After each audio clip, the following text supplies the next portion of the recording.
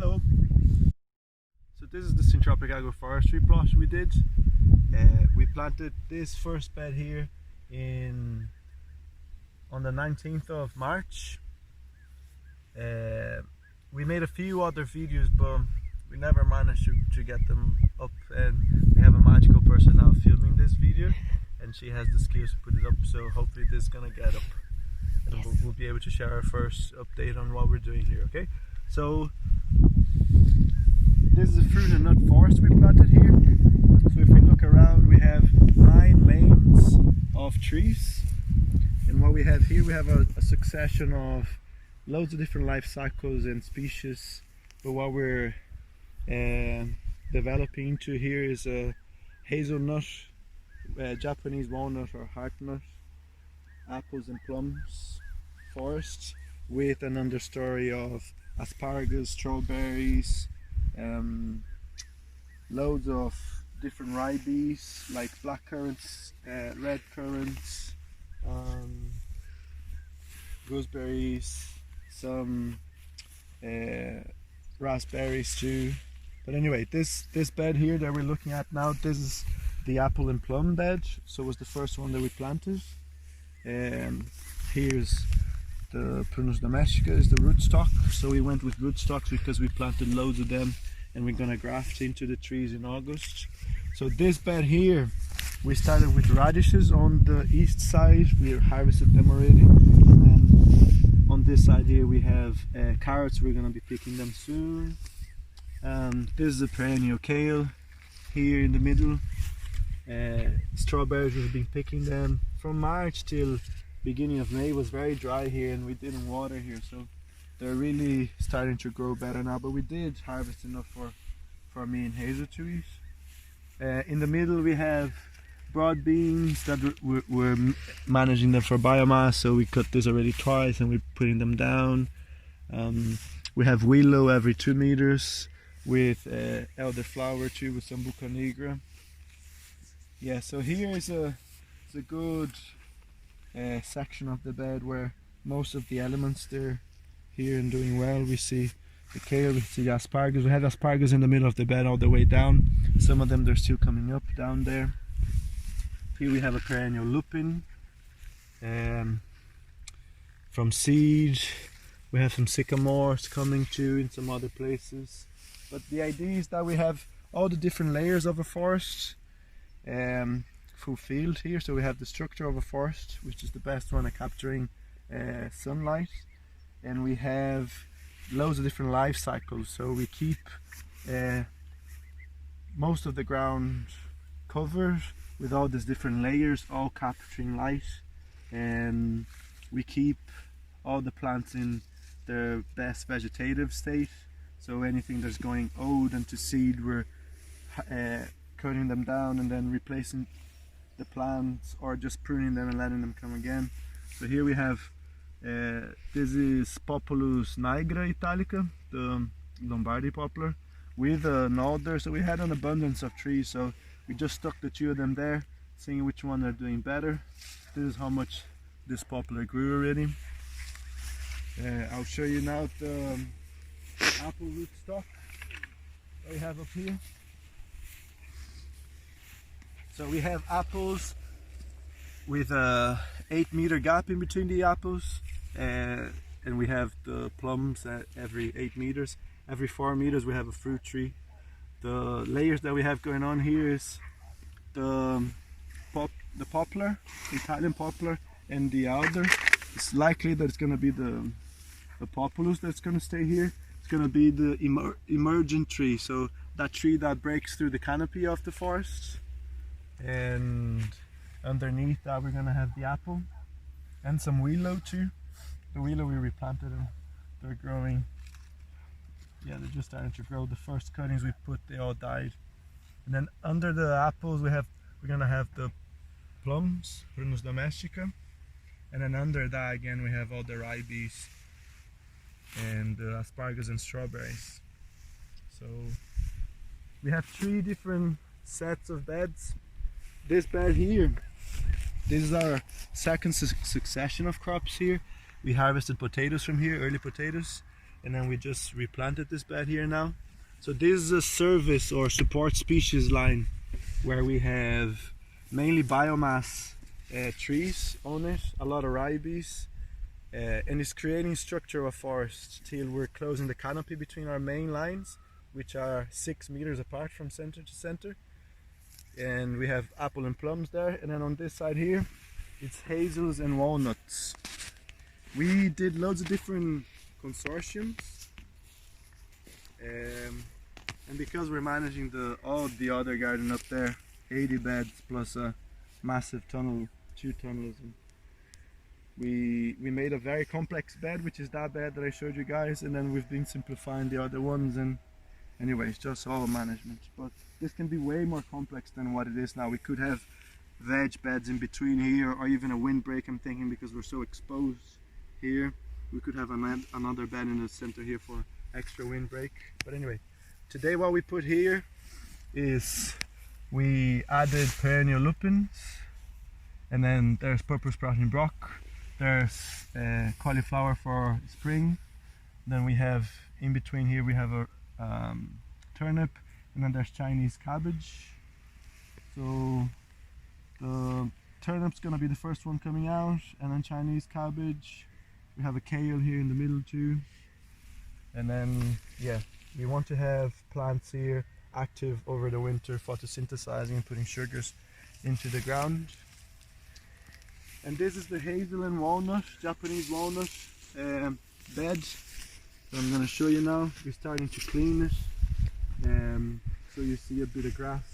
So this is the hazelnut that is being bashed by the wind a bit, and the Japanese walnut here. The Japanese walnut has grown 20 centimeters, it's nice. And then the consortium here was rhubarb and creeping comfrey, and then a brassica here. We never planted the brassica. There we have raspberries planted with the emergent trees. That's the poplars there. And then there's salix. Every 1.5 meters there's a salix, and they're growing. So this is a very gappy bed. We don't want to see the ground like this. This is a lot of space. We want to be able to photosynthesize as much as possible. You see here, this is a very nice area. We have a very healthy rhubarb here growing. We have broad beans. We started chopping the broad beans and covering the soil and for them to grow again. We have a willow here that is very happy, growing just beside the alder, very near the alder. And then in there you see raspberries, and there might be a ribes there too. Anyway, you can't see it now. Yeah, so that's a very nice patch of an area. And you see here I started working already, so I'm cutting the broad beans and mulching them down. See how much this poplar here has grown already. It's insane how those trees, they just love growing. This is like, I don't know, 70 centimeters maybe, 60, 70 centimeters. Yeah, so we're mulching and we're gonna start filling those gaps with plants. You see, you want to have as much as the bed covers. Photosynthesis, very, very high levels of photosynthesis. And here is another support species bed. So the pattern is right, hazel, and walnuts, and then we have the support species bed, and then we have apples and plums. No. Yeah, that's it. Yeah. So hazel, support species, apples and plums, support species, hazel. So we always have a support species in between, right? And so here's the support species. We had potatoes in this bed. See how lovely this bed is. So we harvested on my birthday on Tuesday. There's a lost potato here. They come out very nice and clean like this. And so we planted it straight into organic matter. We didn't till the soil or anything like that. See, the soil is still there. Oh, sorry. The worms are there doing their work. Tigery. And so we just mow the grass around, not the grass here, keep it tall so it's easy for it to bend and it dies off. And then grass on it, a bit of hay, and then a handful of manure, poof, potato, handful of manure on top, and then wood chip.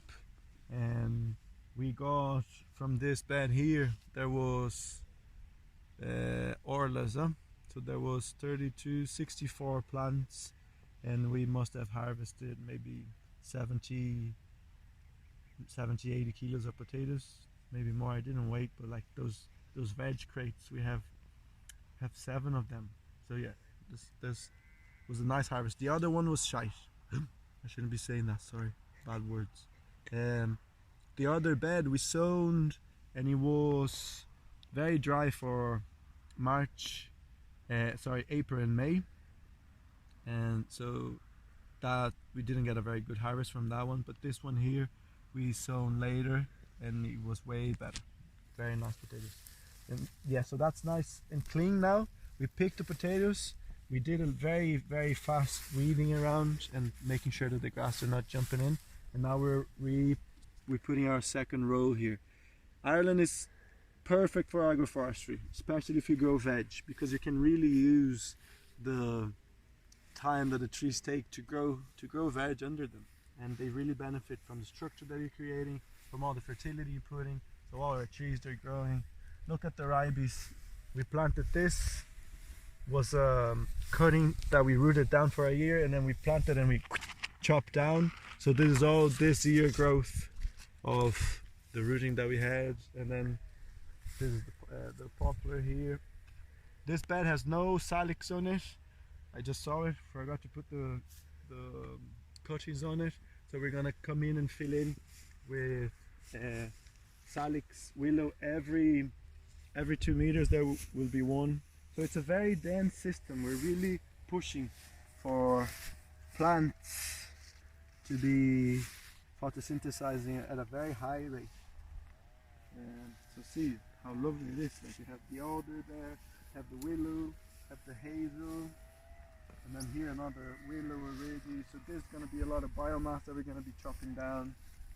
And this lovely poplar here with the willow growing with it, a raspberry. Sorry, that's not a raspberry, that's a ribes.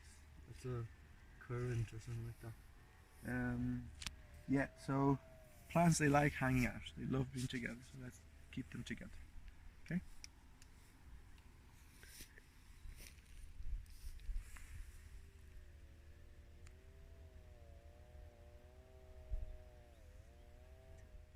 So why syntropic agroforestry? What's syntropic agroforestry? So syntropic comes from synthropus, which means the movement of from simple to complex. So the complexifying movement of structure. So that's what we observe in nature, is structures that they're absorbing light, and then they're generating that energy, and we have more and more diversity popping up and absorbing that energy and keeping that energy in the system, keeping the sun in the system and feeding more and more life and more complex quality of life. You see the tissues of plants of early succession compared to later succession, they're different. You have more carbon in the later ones. You get more protein in later successions on like hazelnuts or oaks, and why it's so important to be using trees in an agriculture system is because what we're doing, most of our agriculture now is very similar to mining. We're just shifting fertility from one place to the other, not storing that fertility, letting it wash away into the oceans and wrecking with the oceans. So what we're trying to do, we're trying to introduce perennial roots into the ground, create structure, create life, and absorb that energy and keep it here. And with the means that we created here, with the diversity of species, with the biomass that we're always bringing down to the ground, that's where our fertility is coming from, is from that complexity of the structure and from the relationships we're creating. And that's the kind of farming we want to see. We're having a grace period from fossil fuels, and it gives an impression of overabundance of resources to be used. But no, we need to learn how to farm with the resources that we're capturing within the land, with the tools that we had that we have that are the plants, and just trying to mimic patterns that we see, hedgerows, forests, and natural succession, so we can work with the patterns of nature and speed up succession and turn that into food, and yeah, allow life to flourish. Yeah, we want to thank everyone who sent money to the crowdfunding in the beginning of the year. Has been a mad year for everyone, isn't it? And we're gonna announce soon a day for us to welcome everyone who sent some contributions to the crowdfunding, for us to spend a day here, and then whoever made the contributions of €50, you're entitled to a veg box from the agroforestry. And yeah, so we're gonna let you guys know when it's gonna be the date, but probably in a couple of weeks, or maybe 3 weeks, a Saturday. We're gonna get this video up to show you what's going on here now, and then we announce the date. Thank you very much.